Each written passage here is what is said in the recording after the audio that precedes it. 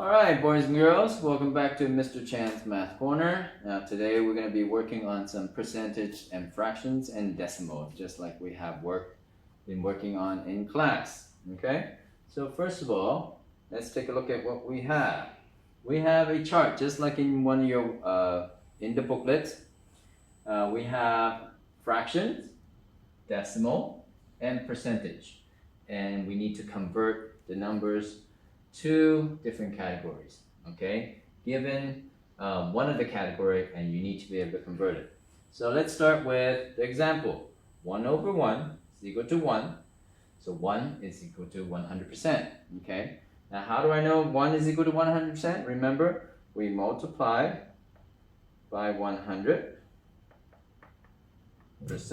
1 times 100% will equal to 100%, okay? Alright, let's start with our first example. 2.3. Now 2.3 is got to multiply, let's see, it's got to convert that to fraction or percent. You do whichever one you feel comfortable. I feel quite comfortable with going directly from 2.3 to the percentage, okay? So what I'm going to do is I'm going to multiply by 100%. And I know that when I multiply by 100, my decimal is going to move two places. So it's 2.3, two places right here. And then the void, I'm going to put in a 0. So therefore, it's equal to 230. Don't forget, I have a percent sign here because it's asking for the percentage, right? All right, now from there, from the percent, I know if I put 100 underneath the denominator for the fraction, then that would be the fraction. So I'm going to go from here all the way to, I'm going to go from the percent all the way jump to the fraction. And the way I'm going to do it is I'm going to divide by 100%. So 230% divide by 100%. Let's see, the percent will go away. Okay, it will cancel each other out. And then the 0 will cancel each other out. Then what I have left is 23 over 10. Should I change it to mixed number? Depends, okay? But if it doesn't ask me, then I'll leave it as improper fraction. There's nothing wrong with it. All right, next one. 3/8. 3/8, right here. I have the fraction. I need to change it to decimal and then the percent.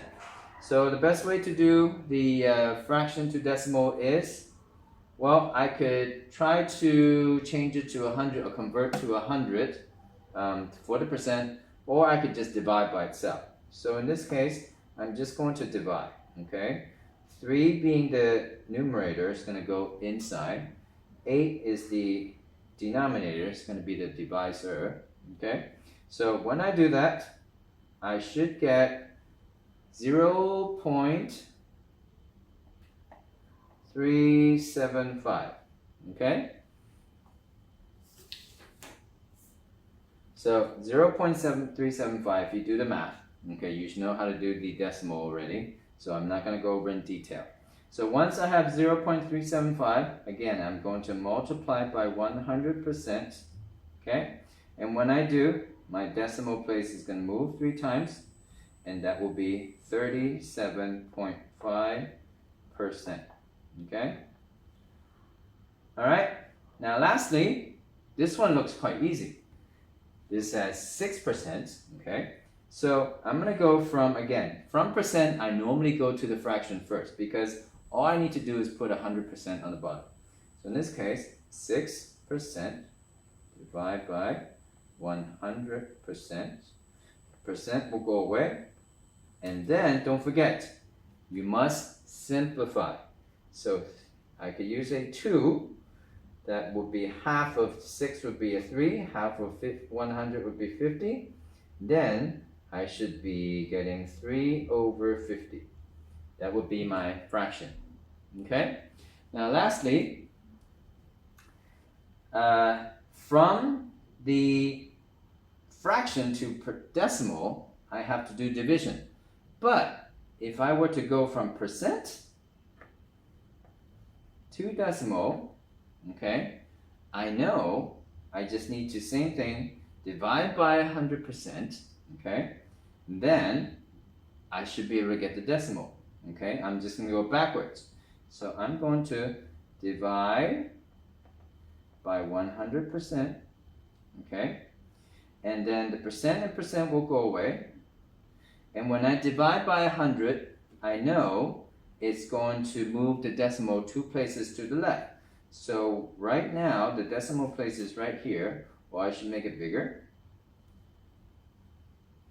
Right now, the decimal place is right behind the 6. Okay? So I'm going to move it 2 places. 1, 2. And that's where my new decimal place is. And then for the void, I'm going to put in a 0 here. Okay? So then my final answer would be 0.06. Okay?